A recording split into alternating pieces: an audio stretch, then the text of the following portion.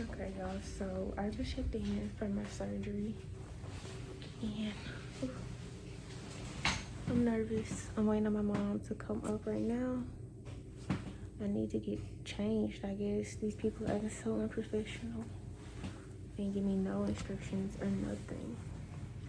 I look a mess. No earrings, no edge control, no nothing. But Look, I record you.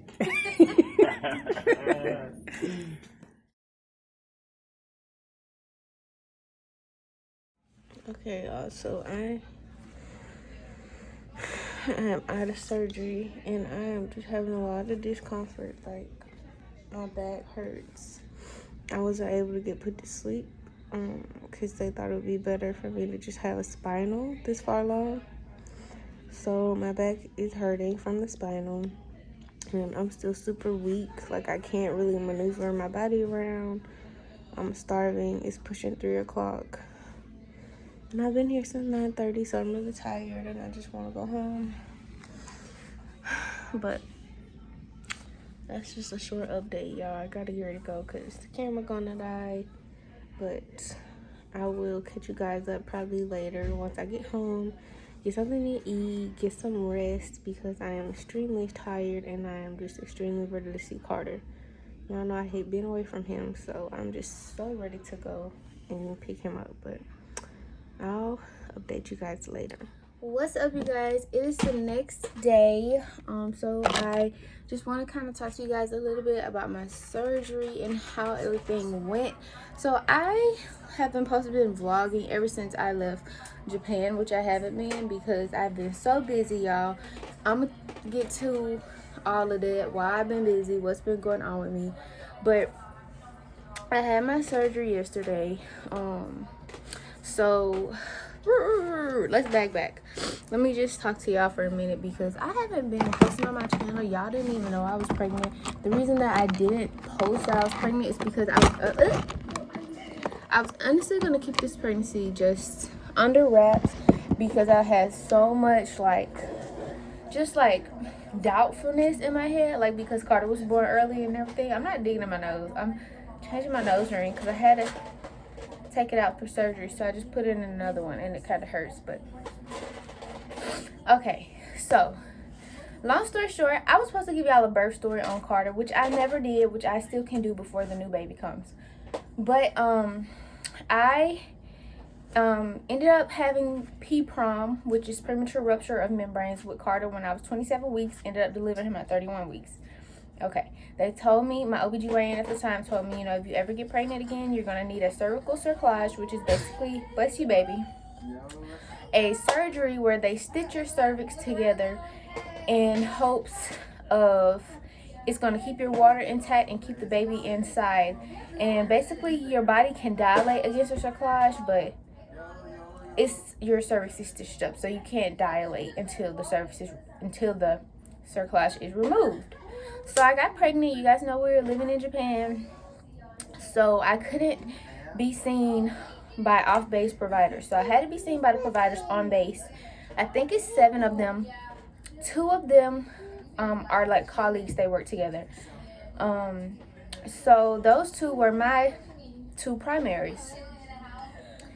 I ended up, you know, they could see my whole history because I was seen at a military installation when I was pregnant with Carter. So they was able to pull up all of my history from all of my old prenatal appointments. They could see everything, all of my cervical lengths from when I was pregnant with Carter.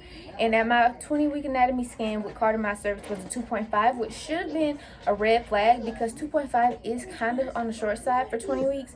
But since it was my first baby, I guess they weren't worried because they didn't have anything to backtrack off of. Like, they didn't have any previous son. Sorry, y'all. We're at my mom's house, and my sister runs a business from her room, and my son is all up in her stuff. But anyways, they didn't have any previous cervical measurements to go off of, so they were just basically like, okay, she's fine. Fast forward. Got pregnant in Japan. My 2 providers basically worked against me. I told them I needed a cerclage. They were like, you absolutely do not need a cerclage. We're just going to put you on a injection, which I give myself once. No. It's called the makena injection. It's basically a dose of progesterone. Your body naturally makes progesterone when you're pregnant, but the extra dose just helps some women stay pregnant or whatever.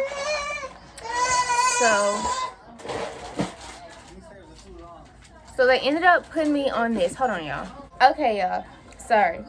So they end up giving me these injections, teach me how to do it myself, because I tell them that I'm going to leave to go to America around 20 weeks of my pregnancy.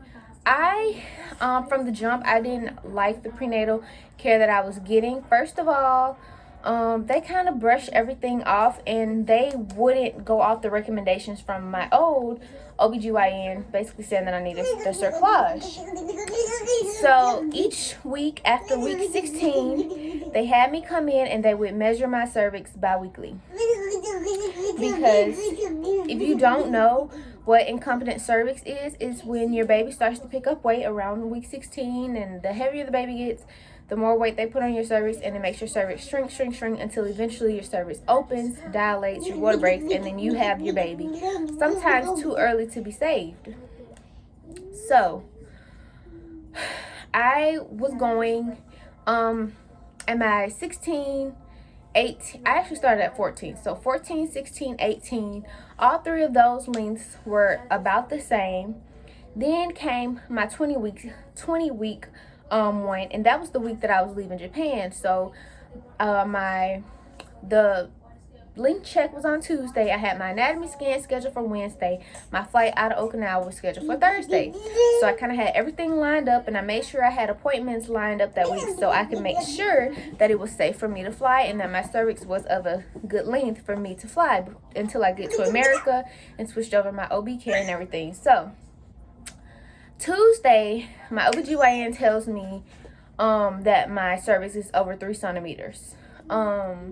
So I felt confident, I'm like, okay, my cervix is still long, so I'm feeling confident about my flight. Wednesday comes, I go to my anatomy scan. They do the intervaginal ultrasound to get my cervix length, and she's like, okay, well, I'm gonna go get my radiologist. This is what the ultrasound tech tells me. I'm gonna get the radiologist because your cervix is a little bit on the short side. On this particular day, they said my cervix was a 2.5. Now, if you just remember me saying at my first pregnancy with Carter, at 20 weeks at my anatomy scan, my cervix was a 2.5 as well. So, the radiologist is like, you're a little bit short. I'm a little bit worried about you getting on a flight. You know, the flight, we had 22 hours of travel. So they were worried about me being in a plane for this long with 1,000,001 things could happen. Like, I could have the baby and the baby would be so preterm that obviously can't be saved.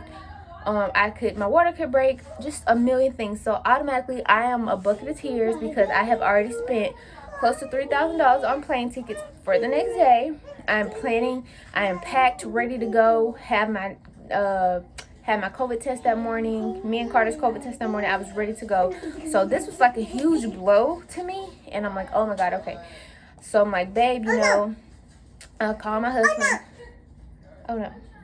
I called my husband as I'm walking up to the OBGYN floor to see what my doctors say. And I'm telling him, like, if they tell me it's not safe, I'm just not going to go. It'll be okay. It's just money lost. I want to save my pregnancy and my baby more than anything. So if that means staying here in Okinawa, then that's what we're going to have to do. So, go up there. She comes with a ruler and she measures it on her computer screen. I've never known any OBGYN to measure a picture of somebody's cervix with a ruler, because pictures can be different sizes. You can look at something on a phone, an iPad, and then like an iMac computer, and you're going to get 3 different sizes because the phone is small, the iPad is medium, and the iMac screen is large. So I'm like, how could she possibly measure this on the computer screen? She's like, oh no, you're still over 3 centimeters. They just measured it wrong, girl. You're good to go. Now I have 2 conflicting measurements, and obviously I'm very scared at this point. And I just go home, pray about it, talk to my husband and my mom about it, and they're just like, just get on your flight, and as soon as you land, you need to get you some rest, and after you get some rest, you need to go to emergency room and get checked. So next day after I landed, y'all, I was having a lot of cramping, and I was wiping, and TMI, but it looked like I was losing my mucus plug. So obviously I'm 20 weeks at the time, about to be 21 the next day, and I'm scared because I'm like, why am I losing my mucus plug? Is this my body trying to prepare for early labor or something? So I go to the emergency room, and the doctor on call is this super sweet man who asks, he's like, you're fine right now, your cervix is closed. We don't have the thing in the emergency room to do your cervical link check, but he's like, who's your OBGYN? I tell him my whole story, how I just came from overseas. He's like, okay, so you don't have OBGYN right yet? And I'm like, no, not yet. He's like, well, I'll adopt you. And he was just so sweet about it. And so he basically adopted me in the emergency room. And I told him I had TRICARE, so I have to get a referral to see him. And I already had my referral in the works. He was like, that's fine. Just call my office first thing Monday morning. This was Friday. He was like, just call my office first thing Monday morning. We'll get you in. So, ended up getting an appointment for 1 week after that. Carter! Carter!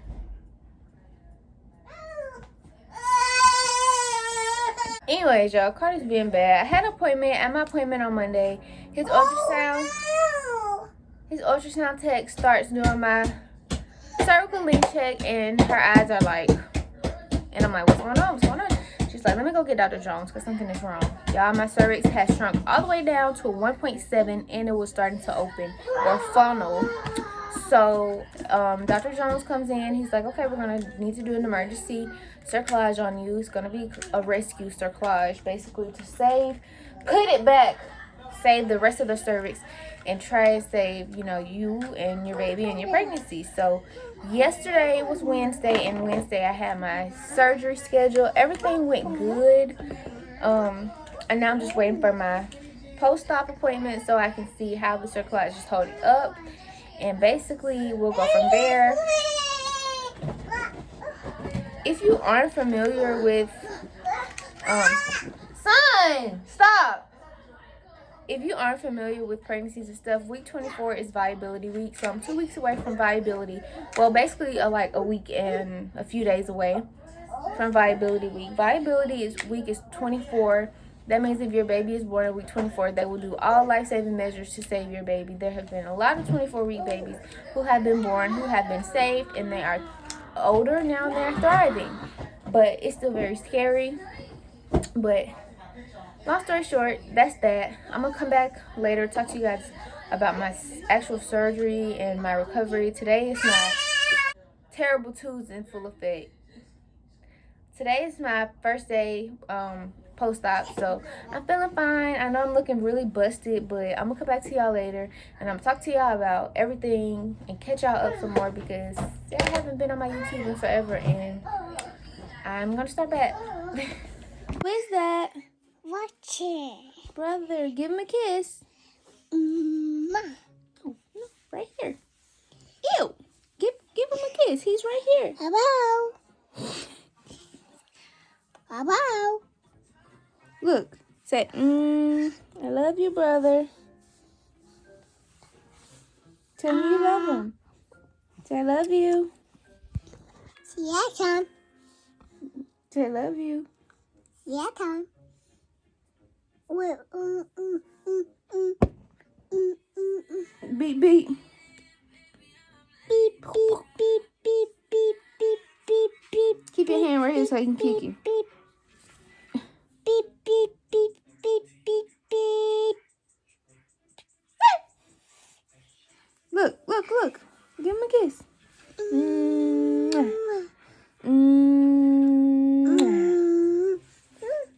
Say, I love you.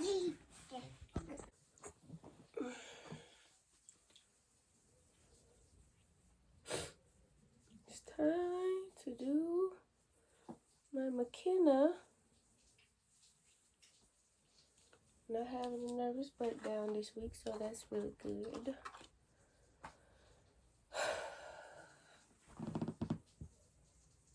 This is my last vial until my insurance approves me for 10 auto injectors. The auto injectors are $1,000 a piece, so Hope that approves me.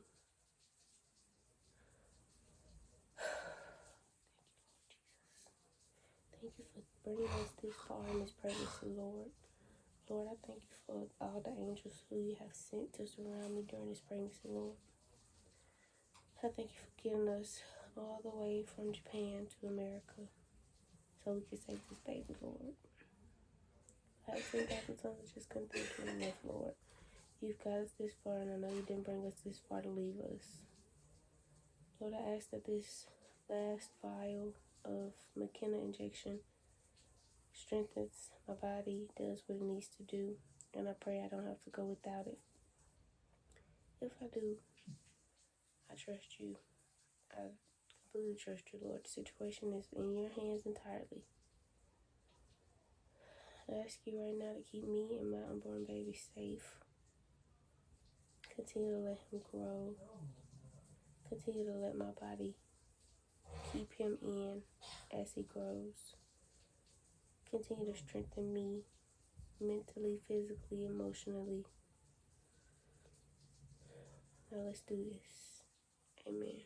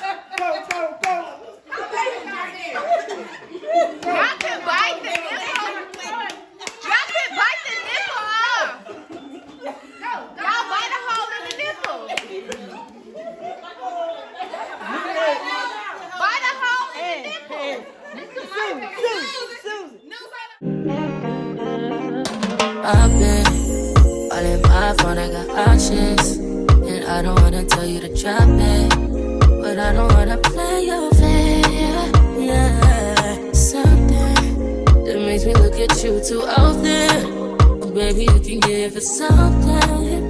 Baby, I can run all the time. Baby, I'm talking crazy. I need you running my space, but I need it, baby. I'm late, but I still can check in with you. I know that I need my friends, but I wouldn't wanna leave. You know I wouldn't wanna bleed. In my phone, I got options, and I don't wanna tell you to drop it, but I don't wanna play your fair. Yeah, something that makes me look at you too often. Baby, you can give it something. Baby, I can run all the time. I've been all in my phone, I got options, and I don't wanna tell you to drop it, but I don't wanna play your fair. Yeah, something that makes me look at you too often. Baby, you can give it something. Baby, I can run all the time. Baby, I'm talking crazy. I need you running my space, but I need it, baby. I'm late, but I still can check in with you. I know that I need my friends, but I wouldn't wanna leave. You know I wouldn't wanna bleed. So I just came from my 37-week prenatal appointment, and I got sent to labor and delivery because I'm 4 centimeters and my water bag is bulging, so they think I might be in labor. So let's see. November 10th, 12:30 p.m.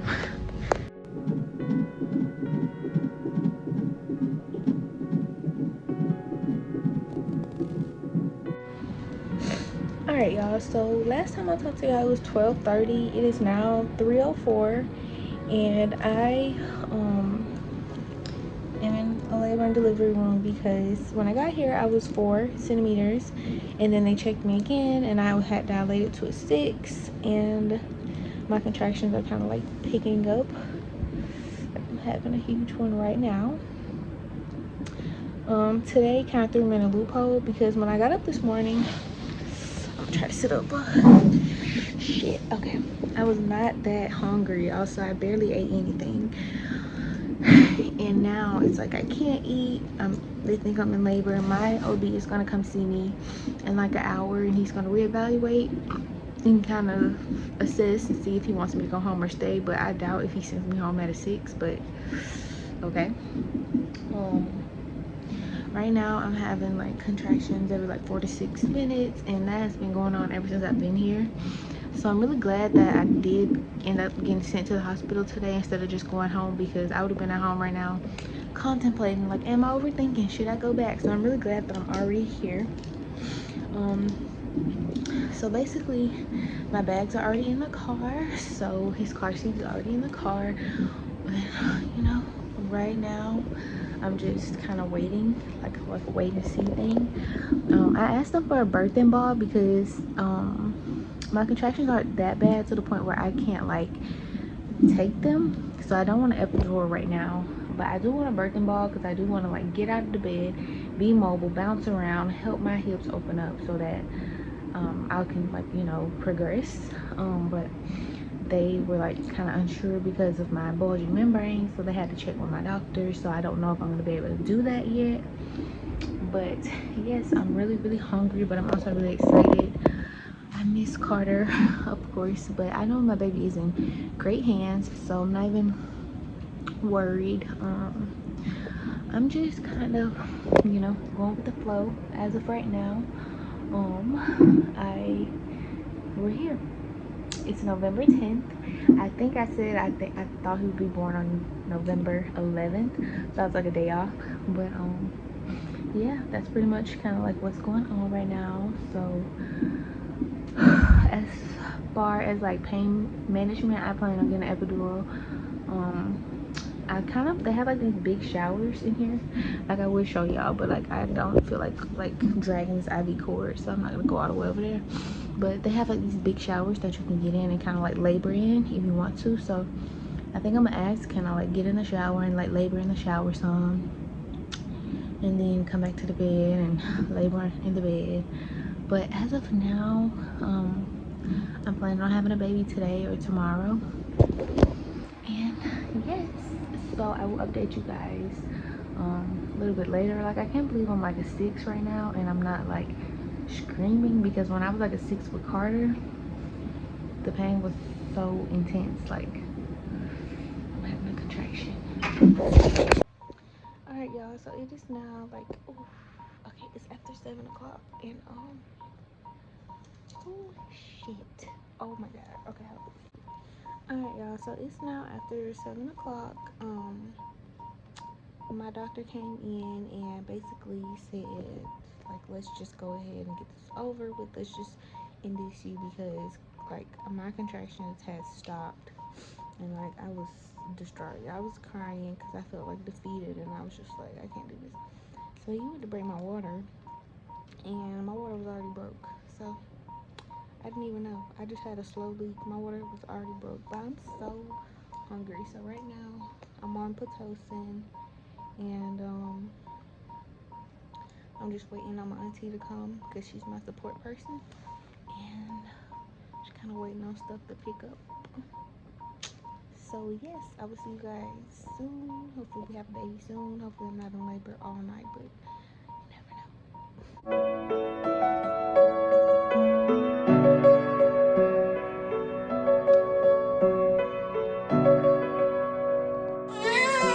These guys will keep playing with it.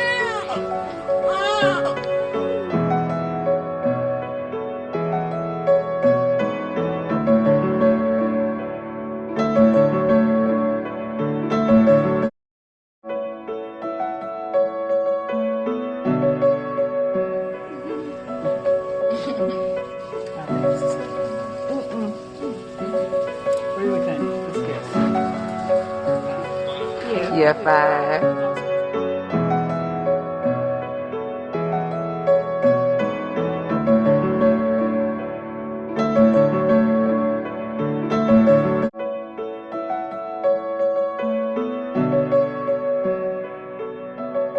Excited? Wow, who is that? And I told you you can't have this pacifier. Let me have it. Thank you. He's so cute. Did you miss him? Did he miss you? I think he did.